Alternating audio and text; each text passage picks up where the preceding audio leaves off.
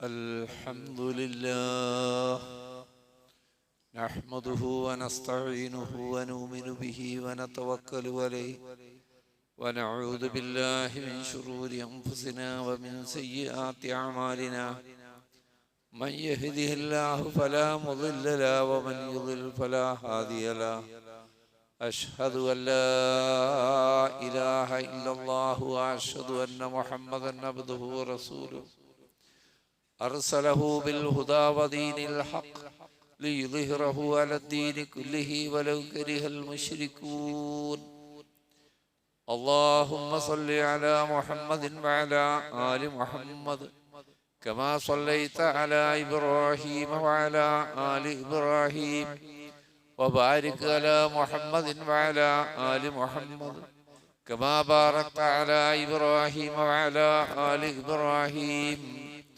إنك حميد مجيد أما بعد فإن خير الكلام كلام الله وخير الهدي هدي محمد صلى الله عليه وسلم وشر الأمور محدثاتها وكل محدثة بدعة وكل بدعة ضلالة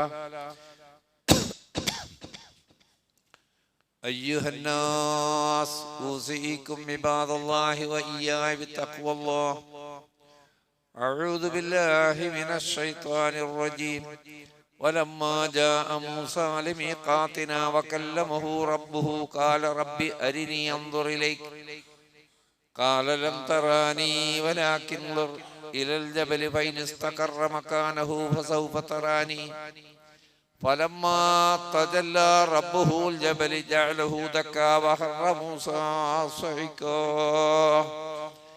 فلما أفاق قال سبحانك تبت إليك وأنا أول المؤمنين.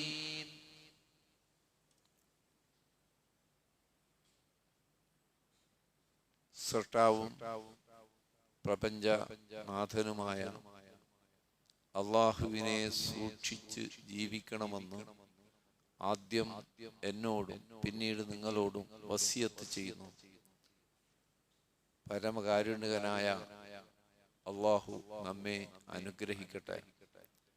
മാരകമായ രോഗങ്ങളിൽ നിന്ന്, അപകടങ്ങളിൽ നിന്ന്, പ്രയാസങ്ങളിൽ നിന്നെല്ലാം റബ്ബ് നാം ഏവരെയും കാത്തുരക്ഷിക്കുമാറാകട്ടെ.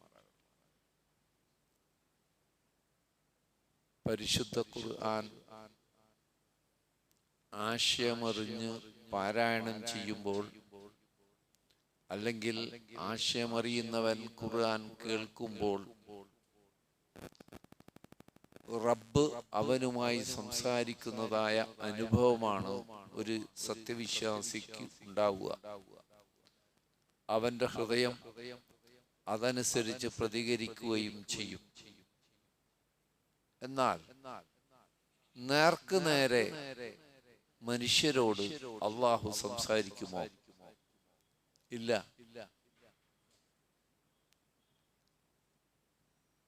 പരിശുദ്ധ ഖുർആൻ ശൂറ 51-ാമത്തെ വചനം, വമാ കാന ലി ബശരിൻ അൻ യുകല്ലിമുഹുല്ലാഹു ഇല്ലാ വഹ്യൻ. ഒരു മനുഷ്യനും സാധ്യമാവുകയില്ല അവനോട് അള്ളാഹു സംസാരിക്കുക എന്നത്. ഒരു മനുഷ്യനും സാധ്യമാവാത്തതാണ്. ഇല്ല വഹ്യൻ. അങ്ങനെ എന്തെങ്കിലും കാര്യങ്ങൾ അള്ളാഹു അറിയിക്കാനുണ്ടെങ്കിൽ അമ്പിയാക്കൾക്ക് മുർസലീങ്ങൾക്ക് നൽകുന്ന പോലെയുള്ള വഹിയിലൂടെയേ അള്ളാഹു സംസാരിക്കൂ, നേരിട്ട് സംസാരിക്കില്ല. ഔ മിൻ വറായി ഹിജാബിൻ, അല്ലെങ്കിൽ ഒരു മറയുടെ പിന്നിൽ നിന്ന് അശരീരിയായി സംസാരിക്കും. ഔ യുർസില റസൂലൻ, അല്ലെങ്കിൽ അള്ളാഹുവിന്റെ ദൂതനായ മലക്കുകളെ അയക്കും.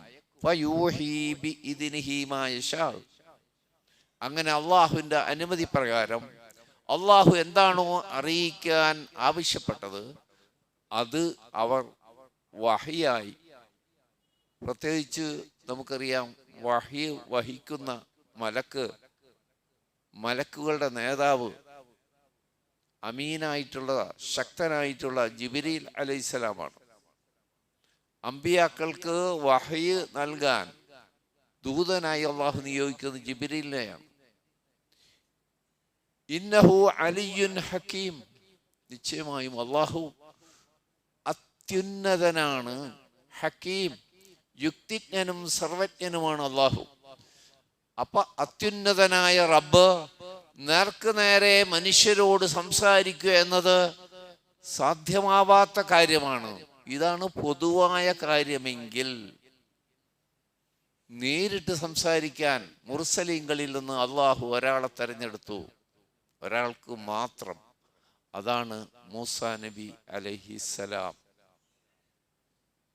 അതുകൊണ്ടാണ് മൂസാ നബിക്ക് കലീമുള്ള എന്ന നാമം വന്നത്. ഈസാ നബിക്ക് കലിമത്തുള്ള എന്നാണ്, അള്ളാഹുവിന്റെ വചനം. ഈസാ നബി അള്ളാഹു മുർസലീങ്ങളിൽ നിന്ന് തന്നെ ചില പ്രത്യേക ദറജകൾ, പദവികൾ അള്ളാഹു തെരഞ്ഞെടുത്തുന്ന ചില മുർസലീങ്ങൾക്കുണ്ടാവും. നമുക്കറിയാം, അമ്പിയാക്കളെക്കാൾ ദറജയുള്ളവരാണ് മുർസലീങ്ങൾ. ആ മുർസലീങ്ങളിൽ നിന്ന് തന്നെ വീണ്ടും വന്ന് തെരഞ്ഞെടുക്കുന്നു. ആ ഒരു പ്രത്യേക ദറജ നൂഹ് നബി അലൈഹിസ്സലാമക്കുണ്ട്, ഇബ്രാഹിം നബി അലൈഹിസ്സലാമക്കുണ്ട്, മൂസാ നബി അലൈഹിസ്സലാമക്കുണ്ട്, ഈസാ നബി അലൈഹിസ്സലാമക്കുണ്ട്. അതിൽ നിന്നെല്ലാം ഭിന്നമായി ആർക്കും നൽകാത്ത ഏറ്റവും ഉന്നതമായ പദവി നൽകി ആദരിച്ച, അള്ളാഹു ആദരിച്ച ആളാണ് മുഹമ്മദ് റസൂലുള്ളാഹി സ്വല്ലല്ലാഹു അലൈഹി വസല്ലം. ഓരോരുത്തർക്കും ഒരു പ്രത്യേകതയാണ്. ഇബ്രാഹിം നബിയുടെ പദവിയല്ല മൂസാ നബിക്ക്, മൂസാ നബിയുടെ പദവിയല്ല ഈസാ നബിക്ക്. അതിൽ നേരിട്ട് സംസാരിക്കാൻ അള്ളാഹു തെരഞ്ഞെടുത്തത് മൂസാ നബി അലൈഹി സ്വലാമയാണ്. അനേക രംഗങ്ങൾ ഖുർആനിൽ വരുന്നു. പ്രിയപ്പെട്ടവരെ, നമ്മ ഓതിപ്പോയിട്ടുണ്ട്, ഒന്നും സംഭവിച്ചില്ല. അള്ളാഹു നേരിട്ട് മൂസാ നബിയോട് സംസാരിക്കുന്ന രംഗം ആശയമറിഞ്ഞിട്ടാണ്, അർത്ഥമറിഞ്ഞിട്ടാണ് നാം പാരായണം ചെയ്യുന്നെങ്കിൽ നമ്മുടെ ഹൃദയം പിടച്ചു പോകും. മൂസാ നബി അലൈഹിസ്സലാം മദിയനിൽ നിന്ന് വിവാഹം ചെയ്തു. ആ ഭാര്യ ഭർത്താവിന്റെ നിശ്ചയപ്രകാരമുള്ള മഹറിനുള്ള 8 കൊല്ലമോ 10 കൊല്ലമോ ആടുകളെ മേച്ചു. മഹറാണത്. അങ്ങനെ പൂർത്തിയായപ്പോൾ കുടുംബവുമായി ഈജിപ്തിലേക്ക് മടങ്ങി വരികയാണ് മൂസാ നബി അലൈഹിസ്സലാം. ആ രംഗം ശരിക്കും മനസ്സിലൊന്ന് കാണണം. സിനാ പർവ്വത താഴ്വരയിലെത്തി. രാത്രി കൂരിരുട്ട്, ഒരു മനുഷ്യനെയും കാണുന്നില്ല, ഒരു വഴിയും മനസ്സിലാവുന്നില്ല. ആ നിന്നയിടത്ത് നിന്നാൽ വന്യമൃഗങ്ങളുടെ ശല്യമുണ്ടാകുമോ അതും അറിയില്ല. ആകെ പ്രയാസപ്പെട്ട സന്ദർഭത്തിൽ പരിശുദ്ധ ഖുർആൻ പറയുന്നു, അപ്പോഴാണ് മൂസാ നബി അലൈഹിസ്സലാം ഒരു തീ കണ്ടത്, തീ കത്തുന്നത് കണ്ടത്. ഫഖാല ലി അഹ്ലിഹിം കുസൂ ഇന്നി ആനസ്തു നാറാ. കുടുംബത്തോട് പറയുന്നു, ഇവിടെ നിൽക്കുക, ഈ നിന്നയിടത്ത് നിൽക്കുക, ഞാനിതാ ഒരു തീ കാണുന്നു. ലഅല്ലി ആതീകും മിന്നാ ബിഖബസിൻ, ഒന്നുകിൽ ഞാൻ ആ തീയുടെ അടുത്ത് പോയി അതിൽ നിന്നുള്ള തീക്കൊള്ളികൾ, വിറകുകൊള്ളികൾ കൊണ്ടുവരാം. ഔ അജിദു അലന്നാരി ഹുദാ, അല്ലെങ്കിൽ നമുക്ക് രാത്രി രക്ഷപ്പെട്ടു പോകാവുന്ന മാർഗങ്ങളെ കുറിച്ച് കൃത്യമായ ഒരു മാർഗനിർദ്ദേശം അവിടുന്ന് കിട്ടിയേക്കാം. തീ കത്തുണ്ടല്ലോ, മനുഷ്യരാരെങ്കിലും ഉണ്ടാവും അവിടെ? തീ കത്ത് കണ്ടപ്പോഴേ ഇനി വഴിയറിയാൻ പറ്റുന്നില്ല എങ്കിൽ തീക്കൊള്ളി കൊണ്ടുവന്നാൽ നമുക്ക് ലഅല്ലക്കും തസ്തലൂൻ, തീ കായാമല്ലോ എന്നാണ് ഖുർആൻ പറഞ്ഞത്. ഫലമ്മാ അതാഹാ നൂദിയ യാ മൂസാ. സഹോദരങ്ങളെ ശ്രദ്ധിക്കുക. അങ്ങനെ ആ തീയിനെ ലക്ഷ്യമാക്കി ആ തീയിൻ്റെ അടുത്തേക്ക് മൂസാ നബി വന്നപ്പോൾ നൂദിയ യാ മൂസാ, മൂസ വിളിക്കപ്പെട്ടു, അല്ലയോ മൂസ, ഇന്നി അന റബ്ബുക, ഞാൻ നിന്റെ രക്ഷിതാവാകുന്നു. അല്ലാഹു വിളിക്കുക നേരിട്ട്. മൂസാ നബിയെ നേരിട്ട് വിളിക്കുകയാണ് അല്ലാഹു. മൂസ, ഞാൻ നിന്റെ രക്ഷിതാവാണ്. ഫഖ്ലഅ അലൈക, നിന്റെ 2 ചെരുപ്പുകളും അഴിച്ചു മാറ്റൂ. ഇന്നക ബിൽ വാദിൽ മുഖദ്ദസി തുവാ, നീ പരിശുദ്ധമായ താഴ്വരയിലാണ്. ആ ചെരുപ്പ് 2ഉം അഴിച്ചു വെക്കൂ, ഞാൻ നിന്റെ റബ്ബായ അള്ളാഹു ആകുന്നു. സുബ്ഹാനല്ലാഹ്. അർത്ഥമറിഞ്ഞിട്ടാണ് നാം ഓതുന്നെങ്കിൽ നമ്മുടെ കൈ നമ്മുടെ ചെരുപ്പിൻ്റെ അടുത്തേക്ക് പോകും. അർത്ഥമറിഞ്ഞിട്ടാണ് ഈ ഖുർആൻ ഓതുന്നതെങ്കിൽ, അല്ലെങ്കിൽ ഓതുന്നത് കേൾക്കുന്നതെങ്കിൽ, ചെരുപ്പഴിക്കാൻ വേണ്ടി നമ്മുടെ കൈ അറിയാതെ നീണ്ടുപോകും. റബ്ബ് നേരിട്ട് സംസാരിക്കാണ്, നമ്മളോട് സംസാരിച്ചിട്ടില്ല, നമുക്ക് വഹ്യും ലഭിച്ചിട്ടില്ല. ഇത് സൂറത്ത് താഹയിലെ വചനങ്ങളാണ് നിങ്ങൾ കേട്ടത്. ഇത് തന്നെ പല സൂറത്തിലും അല്ലാഹു വിശദീകരിക്കുന്നുണ്ട്. ഖസസിലാവുമ്പോൾ പറഞ്ഞ അൻയാ മൂസ ഇന്നി അനല്ലാഹു റബ്ബുൽ ആലമീൻ, അല്ലയോ മൂസ, ലോകരക്ഷിതാവായ അള്ളാഹു ആകുന്നു ഞാൻ. തീ കത്തിക്കുന്ന ഏതെങ്കിലും മനുഷ്യരവരുണ്ടായേക്കും, അവരോട് വഴി ചോദിക്കാം. അതിനും പറ്റുന്നില്ലെങ്കിൽ അവിടുന്ന് കത്തുന്ന തീക്കൊള്ളിയെടുത്ത് വന്യമൃഗങ്ങളിൽ നിന്നും തണുപ്പിൽ നിന്നും രക്ഷപ്പെടാൻ തീക്കായാമെന്നൊക്കെ ഉദ്ദേശിച്ചുകൊണ്ട് മൂസാ നബിയോട് ചെല്ലുന്നത്. ആ സമയത്താണ് അള്ളാഹു മൂസാ നബിയെ റസൂലായി തെരഞ്ഞെടുത്തുകൊണ്ട് മൂസാ നബിയോട് നേരിട്ട് സംസാരിക്കുകയാണ്. ഇനിതാ മറ്റൊരു രംഗം. അതൊക്കെ കഴിഞ്ഞ് റസൂലക്കായി ഫിറൗനുമായിട്ട് കാര്യങ്ങൾ സംസാരിച്ചു. ആ ബനീ ഇസ്രായേലുകളെയും കിബിത്തുകളെയും അള്ളാഹുവിൻ്റെ ഏകത്വത്തിലേക്ക് ക്ഷണിച്ചു. അവർ സ്വീകരിച്ചില്ല. അങ്ങനെ അവിടെ നിന്ന് അള്ളാഹു രക്ഷപ്പെടുത്തി. ആ ചെങ്കടൽ പിളർത്തി മൂസാ നബിയെയും ബനീ ഇസ്രായേലുകളെയും അള്ളാഹു രക്ഷപ്പെടുത്തി. നിങ്ങളത് കേട്ടതാണ്. പലസ്തീൻ്റെ വിഷയം പറഞ്ഞപ്പോൾ നമ്മൾ വിശദീകരിച്ചതാണത്. അത് ആ വിഷയം പറയാനല്ല. പിന്നീട് അള്ളാഹുവിൻ്റെ നിശ്ചയപ്രകാരം തൗറാത്ത് സ്വീകരിക്കാൻ ബനീ ഇസ്രായേലുകളുടെ കാര്യം ഹാറൂൻ നബിയെ ഏൽപ്പിച്ചുകൊണ്ട് മൂസാ നബി തൗറാത്ത് സ്വീകരിക്കാൻ പോണു. ആ രംഗം ഖുർആൻ പറയുന്നു. നോക്കൂ നിങ്ങൾ, സൂറത്ത് ആറാഫിലെ 143 വചനം. വലമ്മാ ജാഅ മൂസാ ലിമീഖാതിനാ, നാം നിശ്ചയിച്ച സമയം, നിർണയിച്ച സമയത്തിൽ മൂസ നമ്മുടെ അടുക്കൽ വന്നപ്പോൾ, വകല്ലമഹു റബ്ബുഹു, റബ്ബ് മൂസാ നബിയോട് നേരിട്ട് സംസാരിച്ചപ്പോൾ. അള്ളാഹ് നേരിട്ട് സംസാരിക്കല്ലേ, വേറെ ആർക്കൊരു അനുഭവമില്ലല്ലോ. അത് മൂസാ നബിക്ക് മാത്രമുള്ളൊരു അനുഭവമാണ്.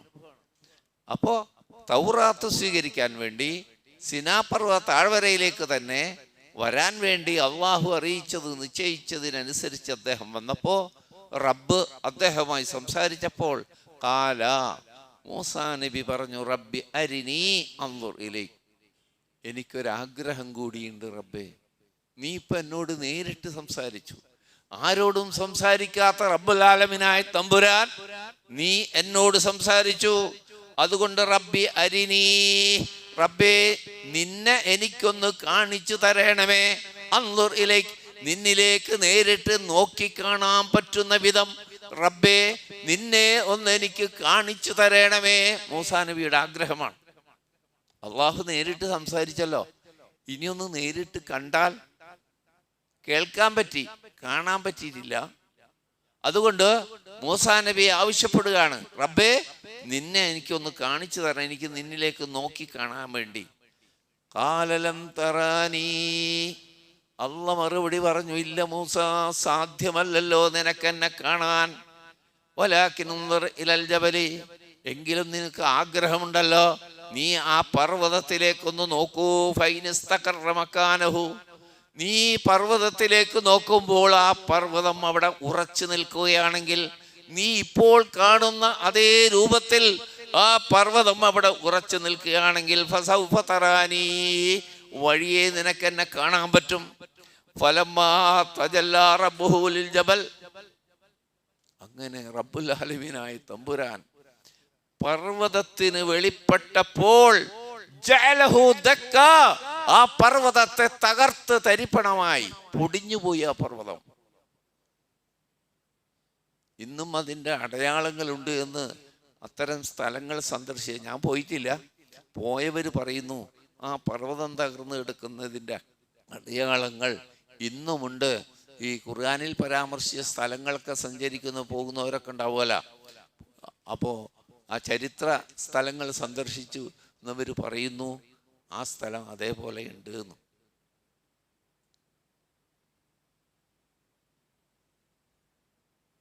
ആ പർവ്വതം അങ്ങനെ തകർന്ന് പൊടിയായപ്പോൾ മൂസാ നബി ബോധരഹിതനായി വീണുപോയി. അള്ളാഹുവിനെ കാണാൻ ആഗ്രഹം പഠിപ്പിച്ച മൂസാ നബി, പർവ്വതത്തിലേക്ക് നീ നോക്കൂ.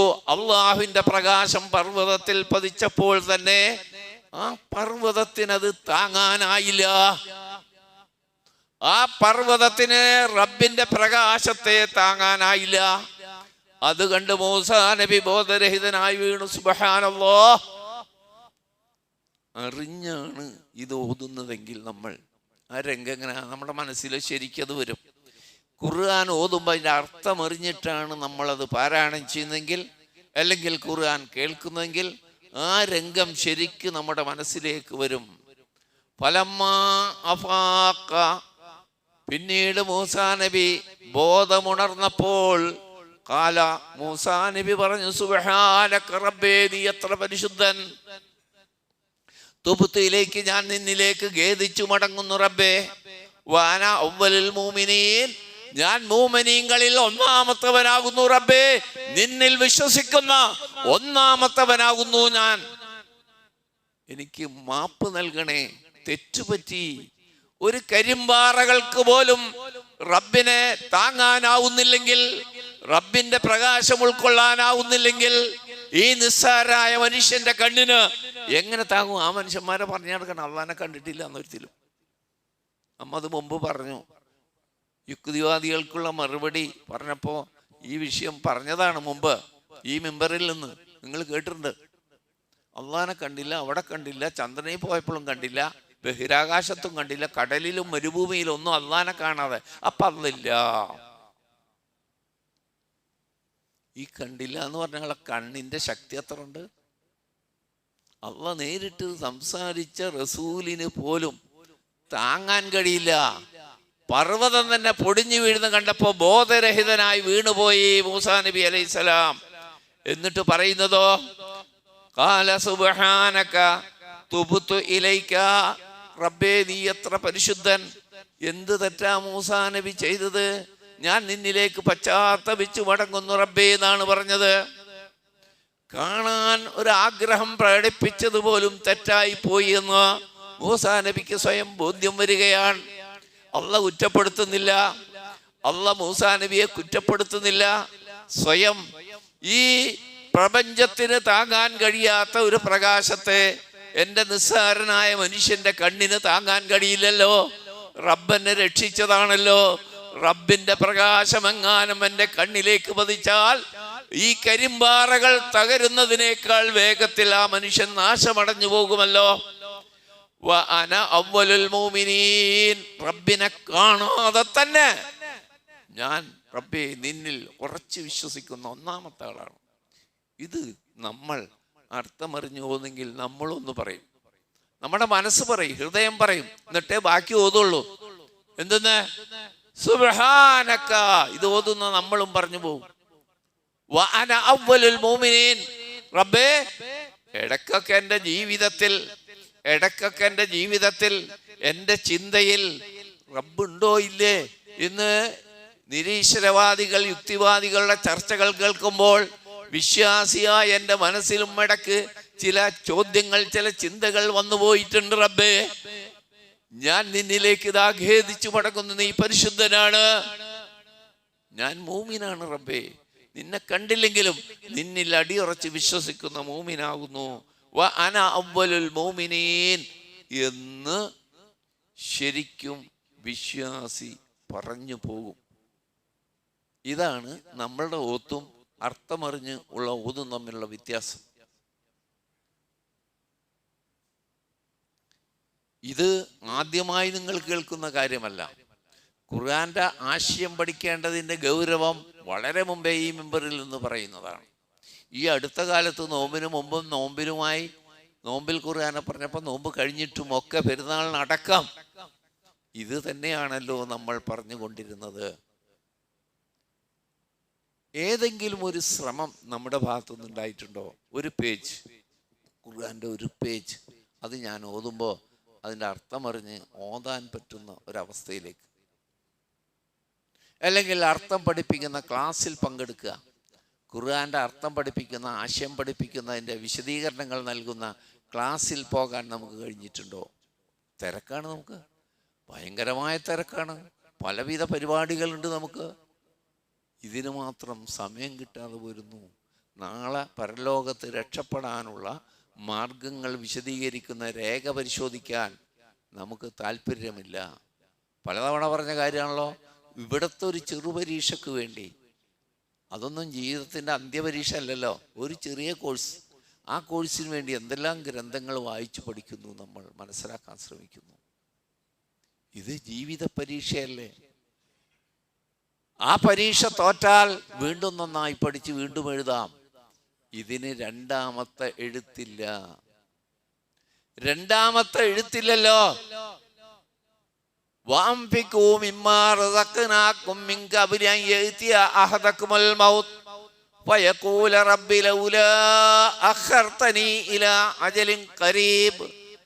സൂറത്ത് മുനാഫിക്കിനുള്ള നമ്മൾ പലതവണ കേട്ടതാ. ആ മരണം അവർക്ക് വന്നെത്തുമ്പോൾ അവർ പറയുന്നത്, ആ മരണം നിങ്ങൾക്ക് വരുന്നതിന് മുമ്പ് അള്ളാഹുവിന്റെ മാർഗത്തിൽ നിങ്ങൾ ചെലവഴിക്കുക എന്ന് പറയുമ്പോൾ, മരണം വരുമ്പോൾ ഫയഖൂല റബ്ബി ലൗലാ അഖർതനി ഇലാ അജലിൻ ഖരീബ്, ഒരിത്തിരി പിന്തിക്കുകയാണെങ്കിൽ ഞാൻ ദാനധർമ്മങ്ങൾ ചെയ്യാം, നിന്റെ കിതാബ് അനുസരിച്ച് ഞാൻ ജീവിച്ചോളാം, നിന്റെ റസൂലിനെ പിൻപറ്റി ജീവിച്ചോളാം, സ്വാലിഹ്യങ്ങളുടെ കൂട്ടത്തിൽ പെട്ടോളാം എന്ന് ഓരോരുത്തരും പറയുന്നല്ല പറഞ്ഞത്. അപ്പോ അന്ന് തിരിച്ചു വരവില്ല. അതുകൊണ്ട് ഇനിയും നമ്മൾ എന്നാണ്, ഏത് ഡേറ്റിന് വേണ്ടി കാത്തിരിക്കുന്നു, ഏത് മാസത്തിന് വേണ്ടി കാത്തിരിക്കുന്നു, ഏത് കൊല്ലത്തിന് വേണ്ടിയാണ് നാം കാത്തിരിക്കുന്നത്?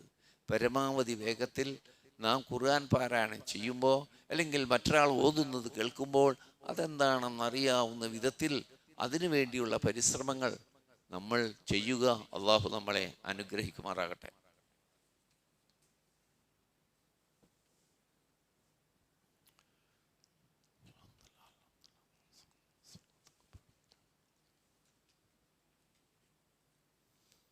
അൽഹംദുലില്ലാഹ്. അല്ലാഹുമ്മ സ്വല്ലി അലാ മുഹമ്മദിൻ വഅലാ ആലി മുഹമ്മദ്. അയ്യുഹന്നാസ് ഊസീകും ഇബാദല്ലാഹി വഇയ്യായ ബിത്തഖ്വല്ലാഹ്. അള്ളാഹുവിനെ സൂക്ഷിക്കണമെന്ന് ഒരിക്കൽ കൂടി എന്നെയും നിങ്ങളെ ഓർമ്മപ്പെടുത്തുന്നു. പ്രിയപ്പെട്ടവരെ, മൂസാ നബിക്ക് റിസാലത്ത് നൽകി ആദ്യത്തെ സംസാരം നമ്മൾ നേരത്തെ പറഞ്ഞില്ല. ആദ്യമായി സിനാപർവ്വ താഴ്വരയിൽ വെച്ച് മൂസാ നബിയോട് അള്ളാഹു സംസാരിച്ച് റസൂലായി നിശ്ചയിച്ച് റിസാലത്ത് നൽകി. എന്നിട്ട് അള്ളാഹ് കൽപ്പിക്കുകയാണ്, ഇത് ഹബാ ഇലാ ഫിർഔന ഇന്നഹു തഗാ.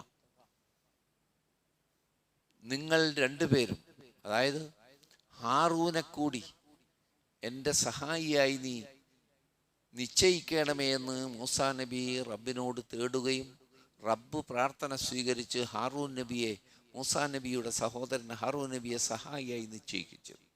അവരോടാണ് മൂസാ നബി പറഞ്ഞത്, ഇത് ഹബാ ഇലാ ഫിർഔൻ, നിങ്ങൾ രണ്ടുപേരും ഫിർഔന്റെ അടുക്കലേക്ക് പോകണം. ഇന്നഹു തഗാ, അവൻ വലിയ അതിക്രമകാരിയും ധിക്കാരിയുമാണ്. ആ പദങ്ങൾ ശ്രദ്ധിക്കണം കേട്ടാ. ഫിർഔൻ അള്ളാഹ് തന്നെ പറയാണ്, ഫിർഔൻ അതിക്രമിയാണ്, ധിക്കാരിയാണ്. ആ ഫിർഔന്റെ അടുത്തേക്ക് നിങ്ങൾ രണ്ടുപേരും വേണം. ഫഖൂലാ ലഹു ഖൗലൻ ലയ്യിനാ, എന്നിട്ട് ആ ഫിർഔനോട് നിങ്ങൾ രണ്ടുപേരും സൗമ്യമായി സംസാരിക്കണം.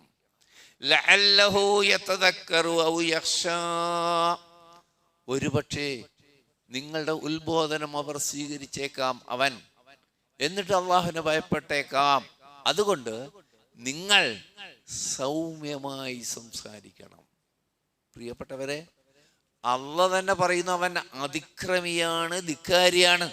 ആ ധിക്കാരിയോട് പോലും നിങ്ങൾ അള്ളാഹുവിന്റെ ആദർശം പ്രബോധനം ചെയ്യുമ്പോൾ സൗമ്യമായിട്ടായിരിക്കണം, പരുഷ സ്വഭാവത്തിലാവരുത്. എന്താ നമുക്ക് കിട്ടിയത് അതിന്ന്? പ്രിയപ്പെട്ടവരെ, നമ്മുടെ പ്രബോധനം, നമ്മൾ തൗഹീദിലേക്ക് ജനങ്ങളെ വിളിക്കുമ്പോൾ, ക്ഷണിക്കുമ്പോൾ വെല്ലുവിളിച്ചുകൊണ്ടുള്ളൊരു ക്ഷണമല്ലല്ലോ. സാധാരണക്കാർക്കൊന്നും അറിയില്ലല്ലോ. അറിഞ്ഞ് പാവങ്ങളെ ചതിച്ചുകൊണ്ടിരിക്കുന്ന പുരോഹിതന്മാരുണ്ടെന്ന് നമുക്കറിയാം. സാധാരണ ജനങ്ങൾ അവരോട് സൗമ്യമായി, അവരോട് ഗുണകാംക്ഷ പുലർത്തുന്ന വിധത്തിൽ ഫിറൗന് അള്ളാഹ്ക്ക് കഴിഞ്ഞതും ഇപ്പോഴതും വരാനുള്ളതും അറിയാലോ. പ്രിയപ്പെട്ടവരെ, ഫിറൗൻ ഒരിക്കലും ഉത്ബോധനം സ്വീകരിക്കില്ല, അവൻ കാഫിറായി മരിക്കുള്ളൂ എന്ന് ആർക്കറിയാം? അള്ളാഹുവിനറിയാം. പക്ഷെ മൂസാ നബിക്ക് അറിയാൻ പാടില്ലത്, നമുക്കറിയാൻ പാടില്ല. നമ്മ ആരെ എഴുതി തള്ളാൻ പാടില്ല. അവനെ ക്ഷണിച്ചിട്ട് കാര്യമില്ല, അവനെ വിളിച്ചിട്ട് കാര്യമില്ല, അവൻ നന്നാവില്ല എന്ന് തീരുമാനിക്കണ്ടെന്ന്. അത് അള്ളാഹ് തീരുമാനിച്ചു വെച്ചിട്ടുണ്ട്. അത് നമുക്കറിയില്ല, അറിയേണ്ട കാര്യമില്ല. നന്നാവും, അവന് ഈ ഉപദേശം ഗുണകരമാകും എന്ന് തന്നെ കരുതി. ചിലപ്പോൾ ആവൂല, 10 തവണ പറഞ്ഞാലാവൂല. അതൊക്കെ അവിടുത്തെ മോളിലത്തെ കാര്യമാണ്, നമ്മളെ വിഷയമല്ലാന്ന്. നിങ്ങൾ സൗമ്യമായി ജനങ്ങളോട് സംസാരിക്കുക. ഇത് പറഞ്ഞപ്പോ അള്ളാഹ് പറയാണ്, മൂസാ നബിയും ഹാറൂൻ നബിയും പറഞ്ഞു, റബ്ബനാ ഇന്നനാ നഖാഫു അൻ യഫ്റുത അലൈനാ ഔ യത്ഗ. റബ്ബേ, ഞങ്ങളിത് പറയാൻ അവിടെ ചെല്ലുമ്പോ ആ ഫിർഔൻ ഞങ്ങളോട് അതിക്രമം കാണിക്കും, കയ്യേറ്റം ചെയ്യുമെന്ന് ഞങ്ങൾ ഭയപ്പെടുന്നു. ഞങ്ങളോട് അന്യായമായി അതിക്രമമായി പെരുമാറുമെന്ന് ഞങ്ങൾ ഭയപ്പെടുന്നു. ആരോട് ഈ പോവാൻ പറഞ്ഞ എവിടേക്കാണ്? ഈജിപ്തില് ഫിറൗന്റെ വർഗത്തിലെ ഒരാളെ കൊന്ന് ഓടി രക്ഷപ്പെട്ടതാണ്. അപ്പേരിൽ മൂസാ നബിയെ കയ്യിൽ കിട്ടിയാൽ കൊന്നുകളയാൻ തീരുമാനമായതാണ്. അങ്ങനെയുള്ള ഒരാളോടാണ് ഞാനാണ് റബ്ബ്, ഞാനാണ് ഇലാഹ്, ഞാനല്ലാത്തൊരു റബ്ബ് നിങ്ങൾക്കില്ല, ഞാനല്ലാത്ത ഒരു ഇലാഹ് നിങ്ങൾക്കില്ല. അതുകൊണ്ട് അങ്ങനെയുള്ള ധിക്കാരിയോട് റബ്ബല്ലാതെ ഇലാഹില്ല, അള്ളാഹു അല്ലാതെ റബ്ബില്ല, നീ അള്ളാഹുവിന്റെ അടിമയാകുന്നു എന്ന് പറയണം. കണ്ടാ കൊല്ലാൻ നിൽക്കുന്ന ആളെടുത്ത് പോയിട്ട് രംഗൊന്ന് ആലോചിച്ച് നോക്കിയാൽ നിങ്ങൾ. രംഗൊന്ന് തോന്നുമ്പോ മനസ്സിൽ വരണം ആ രംഗം. ഈ അക്രമിയായ മനുഷ്യന്റെ മുന്നിൽ ചെന്നിട്ട് വെറുതെ ചെന്നാൽ തന്നെ പിടിച്ചു കൊല്ലാം. കാരണം അങ്ങനെ തീരുമാനമുണ്ട്. കിബിത്തി വർഗക്കാരനെ കൊന്നിട്ട് മദീനയിലേക്ക് ഓടി രക്ഷപ്പെട്ടതാണ്. മൂസാ നബിയെ കൊല്ലാൻ തീരുമാനിച്ചതാണ്. അതുകൊണ്ട് പിന്നെ ഇത് പറയും വേണം, രണ്ടും പ്രശ്നമാണല്ലോ. അതുകൊണ്ട് ഞങ്ങളെ കയ്യേറ്റം ചെയ്യുമെന്ന് ഞങ്ങൾ ഭയപ്പെടുന്നു. ഓക്കെ, അള്ളാഹ് പറയാണ്, ലാ തഖാഫാ, നിങ്ങൾ രണ്ടുപേരും ഭയപ്പെടേണ്ടതില്ല. ഇന്നനീ മഅകുമാ, നിശ്ചയം ഞാൻ നിങ്ങളുടെ കൂടെ തന്നെയുണ്ടല്ലോ. സുബ്ഹാനല്ലാഹ്. എന്തിനാണ് മൂസ നീ ഭയപ്പെടുന്നത്? ഇന്നനീ മഅകുമാ, നിശ്ചയം ഞാൻ നിങ്ങളുടെ കൂടെയുണ്ടല്ലോ. വെറുതെ കൂടെയുണ്ടെന്നല്ല പറയുന്നത്. അസ്മഉ വ അറാ. മൂസ നീ ഫിറൗനോട് പറയുന്നതും ഫിറൗൻ നിന്നോട് പറയുന്നതും നിന്നെ പോലെ തന്നെ ഞാനും നിന്റെ അടുത്തുണ്ട്. ഞാൻ കേൾക്കും, ഞാൻ കാണും. അല്ലേ, റബ്ബുൽ ആലമീനായ തമ്പുരാൻ മൂസാ നബി ഫിറൗനെ അള്ളാഹുവിന്റെ ഏകത്വത്തിലേക്ക് ക്ഷണിക്കുമ്പോ മൂസാ നബിയുടെ വർത്താനം എന്താണ്? ഫിറൗന്റെ മറുപടി എന്താണ്? നിന്നോടൊപ്പം ഞാനുണ്ട്, ഞാൻ കേൾക്കുകയും കാണുകയും ചെയ്യും. നമ്മത് എത്ര തവണ ഓതിപ്പോയി. ഇത് താഹേല 43 മുതൽ 46 വരെ ഉള്ള വചനമാണ്. എത്ര തവണ ഓതി? നമുക്ക് എന്തെങ്കിലും തോന്നിയ? ഒന്നും തോന്നിയില്ല. റബ്ബ് കൂടെയുണ്ട്. ആ അറിവിനേക്കാൾ സമാധാനം നൽകുന്ന വേറൊരു കാര്യം എന്താണ് സഹോദരങ്ങളെ? ഇങ്ങനെ മൂസാ നബിയുടെ ജീവിതത്തിലെ എല്ലാ രംഗങ്ങളിലും നമുക്കിത്തരം സന്ദർഭങ്ങൾ കാണാം. അനേകം സൂറത്തിൽ, ഏറ്റവും കൂടുതൽ സൂറത്തിൽ മൂസാ നബിയുടെ ചരിത്രമാണ് അള്ളാഹ് പറഞ്ഞിട്ടുള്ളത്. അനേകം സൂറകളിൽ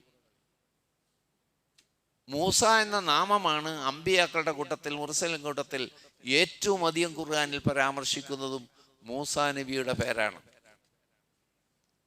മൂസാ നബിയുടെ ചരിത്രമാണ് പല രംഗങ്ങളാ, ക്രമമായിട്ടല്ല. നമ്മൾ യൂസുഫ് നബിയുടെ ചരിത്രം പഠിച്ച പോലെയല്ല. അവസാനത്തതായിരിക്കും ചിലപ്പോൾ ആദ്യം പറയാ, ആദ്യത്തേതായിരിക്കും പിന്നെ പറയാ. അങ്ങനെ ഖുർആന്റെ അത്ഭുതകരമായ ഒരു ശൈലി വിശേഷമാണത്. ഇവിടെ കിബിത്തിനെ കൊന്ന് പേടിച്ച് വിറച്ച് ഫിറോവിന്റെ കൊട്ടാരത്തിലെ ഫിറോവിന്റെ വിശ്വസ്തനായ ഒരാൾ ഓടി വന്ന് പറയാണ്, മൂസ, കൊട്ടാരത്തിൽ നിന്നെ കൊല്ലാൻ തീരുമാനമായിരിക്കുന്നു, ഉടനെ രക്ഷപ്പെടണം. ഇന്നീലക്കമിനാസീൻ, ഞാൻ നിന്റെ ഗുണകാംക്ഷിയാണ്, നീ അറിഞ്ഞിട്ടില്ല. നിന്റെ ഗുണകാംക്ഷിയാണെന്ന് ഞാൻ ഫിറോവിന്റെ ആളാണെന്നായിരിക്കും നീ വിചാരിക്കുക. അവിടുത്തെ ചർച്ചയിൽ പങ്കെടുത്ത് കേട്ട ആളാണ് ഞാൻ. അതുകൊണ്ട് ഫഖ്റുജ്, പെട്ടെന്ന് ഇവിടുന്ന് പുറപ്പെടണം. ഒരു മുന്നറിവില്ല, ഒരു ഒരുക്കില്ല, അങ്ങനെ തന്നെ പോവാണ്. നോക്കിയാ മനുഷ്യന്റെ അവസ്ഥ. പിന്നിലേക്ക് ഇടക്കിടക്ക് നോക്കിക്കൊണ്ട് പോകണം, പിടികൂടാൻ പട്ടാളക്കാർ വരുന്നുണ്ടോന്നും. അങ്ങനെ പരിചയമില്ലാത്തൊരു നാട്ടിൽ, ബന്ധുക്കളില്ല, സുഹൃത്തുക്കളില്ല, പരിചയക്കാരില്ലാത്തൊരു നാട്ടിൽ ചെന്നുപെടുന്ന മനുഷ്യന്റെ ആ മാനസികമായ അവസ്ഥ, എപ്പോഴാണ് എന്നെ പിടിക്കാൻ വരുന്നത് എന്ന ഒരു ചിന്ത, ഭയപ്പാട് എല്ലാം കൂടി ചേർന്ന, താമസിക്കാനൊരിടമില്ല, ഭക്ഷണത്തിനൊരു മാർഗമില്ല. അവിടെ എത്തുമ്പോൾ കണ്ടത് ആൾക്കാര് ആടുകൾക്ക് വെള്ളം കൊടുക്കുന്നു. ഇടയന്മാര്, അല്പം മാറി 2 യുവതികൾ, അവരുടെ ആടുകൾ വെള്ളത്തിന് വേണ്ടി ഇങ്ങനെ വലിക്കുകയാണ്, അവർ തടഞ്ഞു വെക്കുകയാണ്. മറ്റാടുകളൊക്കെ വെള്ളം കുടിക്കാനാണ്, ഈ ആടുകളെ തടഞ്ഞു വെക്കാണ്. എന്താന്ന് ചോദിച്ചു മൂസാ നബി. അപ്പോഴേ ആ വിഷമിച്ച് നിൽക്കുമ്പോ പോലും ഈ രംഗം കണ്ടപ്പോ പ്രയാസായി. എന്താണ് മാ ഖത്ബുക്കുമാ, നിങ്ങളുടെ പ്രശ്നം എന്താണ്? അവർ പറഞ്ഞു, ഈ ഇടയന്മാര് വെള്ളം കൊടുത്തു കഴിഞ്ഞാലല്ലാതെ ഈ പെണ്ണുങ്ങളല്ലേ ഞങ്ങളെ ആടുകൾക്ക് വെള്ളം കൊടുക്കാൻ കഴിയില്ല. വീട്ടിലുള്ള പുരുഷൻ, വാപ്പ, വളരെ വൃദ്ധനായ ഒരു മനുഷ്യനാണ്. അല്ലാഹു പറയാ, സ്വന്തം കാര്യത്തിൽ പ്രയാസപ്പെട്ട് വേവലാതിപ്പെട്ട് അക്രമികൾ എന്നെ അന്വേഷിച്ചു വരുന്നുണ്ടോ, ഇന്ന് രാത്രി ഞാൻ എവിടെ കഴിഞ്ഞുകൂടും, ഭക്ഷണം ആര് തരും, ഒന്നും അറിയില്ല, പരിചയമില്ല ആരെയും. അങ്ങനെ വിഷമിക്കുന്ന മൂസാ നബി അലൈഹിസ്സലാം 2 യുവതികളുടെ പ്രയാസങ്ങൾ കണ്ടപ്പോൾ അവരുടെ ആടുകൾക്ക് മൂസാ നബി വെള്ളം കോരിക്കൊടുത്തു. സുമ്മത്തവല്ലായില്ലേ, എന്നിട്ടൊരു മരത്തണലിലേക്ക് മാറി. ഫഖാല റബ്ബി ഇന്നീ ലിമാ അൻസൽത ഇലയ്യ മിൻ ഖൈരിൻ ഫഖീർ. വെള്ളം കോരി കൊടുത്തിട്ട് ഇങ്ങനെ ക്രെഡിറ്റ് കാണിക്കാൻ വേണ്ടി അവിടെ നിന്നില്ല, മാറി ഒരു വൃക്ഷത്തണലിൽ ചെന്നിരുന്നു. എന്നിട്ട് റബ്ബിനോട് പ്രാർത്ഥിക്കുകയാണ്, റബ്ബി ഇന്നീ ലിമാ അൻസൽത ഇലയ്യ മിൻ ഖൈരിൻ ഫഖീർ. എന്താവശ്യമാണ് റബ്ബിനോട് ചോദിക്കാനുള്ളത് മൂസാ നബിക്ക്? എന്തെല്ലാം ആവശ്യങ്ങളുണ്ട്. അതുകൊണ്ട് ഇതുപോലൊരു പ്രാർത്ഥന ഖുർആനിൽ വേറെ കാണില്ല. റബ്ബേ, നീ എനിക്കിറക്കി തരുന്ന ഏത് നന്മക്കും ഞാൻ ആവശ്യക്കാരനാണ്, ഫക്കീറാണ് റബ്ബേ എന്നാണ് പറഞ്ഞത്. ഇന്നതെന്ന് പറഞ്ഞില്ല. നീ എനിക്ക് ഇറക്കി തരുന്ന മുഴുവൻ നന്മക്കും, ഏത് തരം ഖൈറിനും ഞാൻ ഫക്കീറാണ്, ആവശ്യക്കാരനാണ് റബ്ബേ എന്ന് മൂസാ നബി പ്രാർത്ഥിക്കുന്നു. നമ്മത് വെറുതെ ഇങ്ങനെ ഓതിപ്പോകുന്നു, അറിയാതെ ഓതിപ്പോകുന്നു. ശരിക്കും മാറ്റമുണ്ടാവും.